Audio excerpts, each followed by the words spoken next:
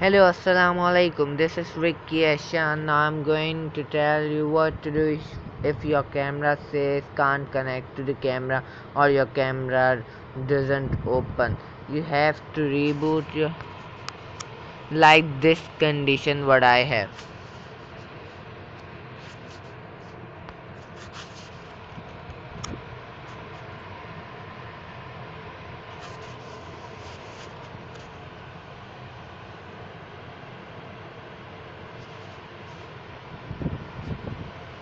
My camera can't open. It says can't connect to the camera.